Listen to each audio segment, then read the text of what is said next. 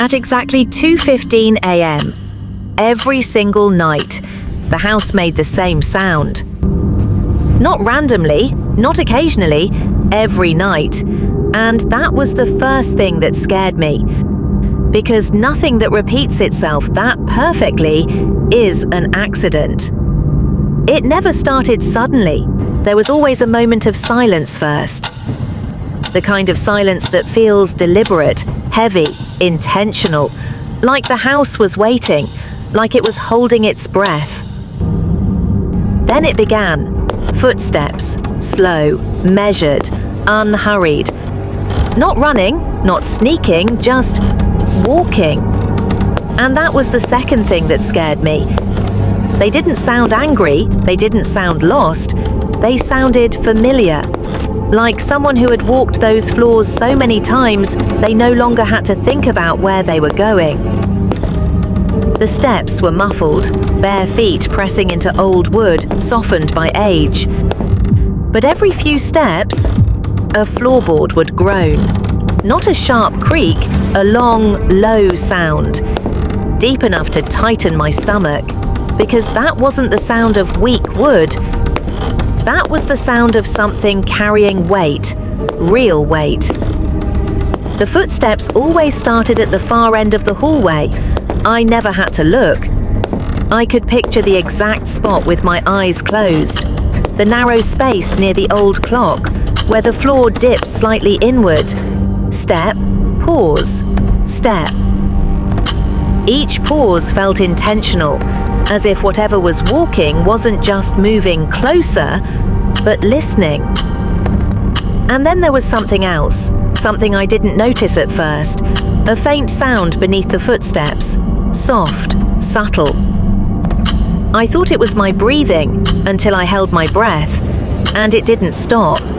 A whisper, not words, not language, just air. A slow, shallow exhale, like breath passing through teeth that weren't quite closed. It moved with the footsteps, closer, closer, until the steps reached the same place they always did, right outside my bedroom door. They never went past it, never walked away, they just stopped and waited. I would lie completely still, heart pounding so hard I was sure it could hear me. Hands damp against the sheets, mouth dry, too afraid to swallow.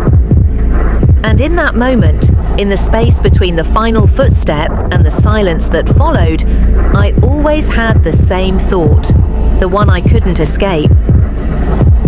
Whatever was standing outside my door knew exactly where I was, and it knew exactly what time it was.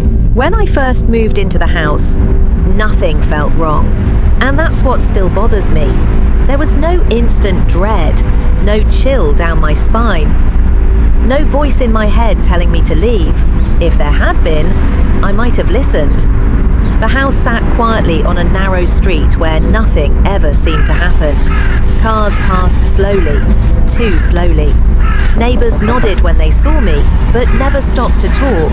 Not rude, just distant, like they didn't want to linger. I told myself I was overthinking it. The house looked harmless. Inside, everything felt ordinary. 2 bedrooms, 1 bathroom. A narrow hallway connecting the living room to the back of the house. The floors were old, but clean. The walls freshly painted, that dull off-white landlords use when they want a place to feel new without fixing what actually matters. At the far end of the hallway stood an old grandfather clock. It didn't chime anymore. The glass was cloudy, the wood scratched, like it had been moved too many times. But the second hand still worked. I noticed it because it was loud. Tick, tick, tick. Not broken, just persistent. I unpacked slowly. Boxes stayed half open. Clothes sat on chairs instead of being put away. I told myself I liked that feeling. Unfinished, temporary, like I hadn't settled yet. At night, the house made noises. The normal sounds old houses make when they cool down. Nothing threatening, almost comforting. The first few nights I slept deeply. the kind of sleep where you don't dream and don't remember waking up at all. But there were small things I couldn't explain. The hallway light flickered sometimes, not constantly, just once, like someone had brushed past the switch without touching it. And the clock, no matter how many times I reset it, the time was always wrong by morning, always behind, always drifting. I blamed the wiring, the age, anything except what my body was telling me. Because during the day, there were moments when the hallway felt longer than it should have been. Moments when I'd stand in the living room and hesitate, just for a second, before walking past the bedrooms, like stepping into a space that didn't quite belong to me. I ignored it. I needed the house to be normal. I needed this place to work, because I didn't know then that the house wasn't adjusting to me. It was memorizing me, my routines, my movements, my sleep, and it was preparing for the first night I would finally hear it. The first night I heard the footsteps clearly. I didn't sit up, I didn't freeze, I didn't panic. I stayed exactly where I was, staring into the dark, trying to decide if I was awake. Because that's the thing about real fear. It doesn't always announce itself. Sometimes it waits until you notice it. The sound started softly. Not a step, pressure. A dull weight pressing into the floor, like someone testing how much noise they could make before committing. Then another. The footsteps weren't sharp, they were muted, padded, as if something barefoot was moving slowly, carefully, across the hallway. The wood responded with a groan, low, tired, not loud enough to echo, not quiet enough to ignore, the kind of sound that slips under your skin before your brain can explain it away. I listened to the rhythm, and that's when I knew something was wrong. It wasn't random, there was intention in it. Step, pause, step. Each pause lasted just a second too long enough to make my chest tighten, long enough to feel like whatever was walking had stopped. To listen. I told myself it was the house settling. Old homes do that, especially at night, but houses don't pause. And they don't walk in straight lines. The footsteps started at the far end of the hallway. I knew the distance without opening my eyes. I'd walked it enough times during the day. 6 steps to the clock, 4 more to the bathroom, 3 more to my bedroom. The footsteps followed that exact path, perfectly. When they reached the space just outside my door, they stopped, completely. No shifting weight, no sound of turning around, just stillness. And the silence that followed was worse than the noise. It felt heavy, like the air itself had changed. That's when my heart started pounding. Not fast, heavy. Each beat pressing against my ribs like it might give me away. My hands grew damp against the sheets. I became painfully aware of my breathing. Too loud, too uneven. I held it in. And that's when I heard it. At first I thought it was blood rushing in my ears, a soft hiss beneath the silence. But when my heartbeat slowed, the sound stayed. A faint exhale. Not warm, not cold, just there. Right on the other side of the door. The sound was subtle, like breath passing through teeth that weren't quite closed. It wasn't trying to speak. It wasn't trying to scare me.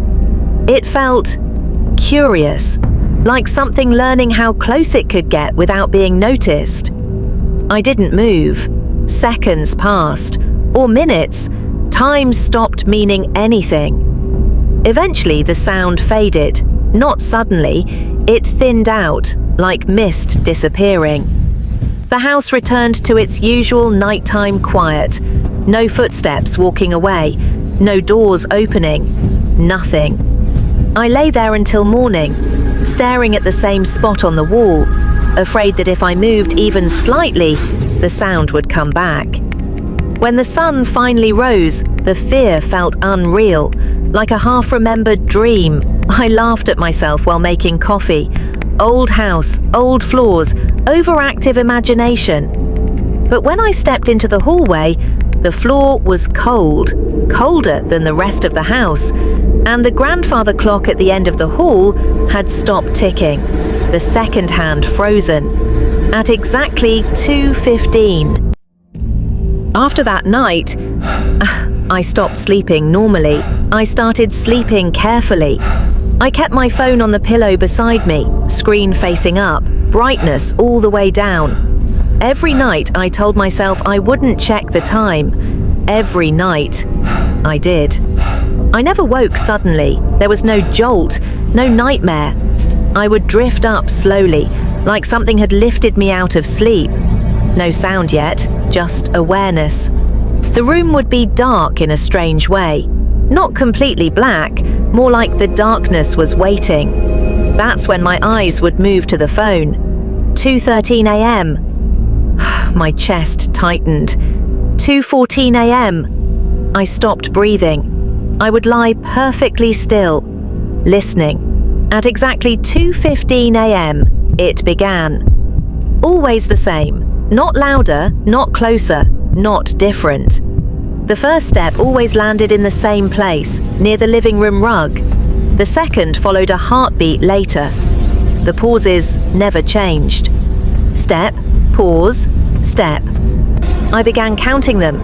6 to the clock, 4 to the bathroom, 3 to my door. Every single night. What scared me wasn't the sound, it was the precision.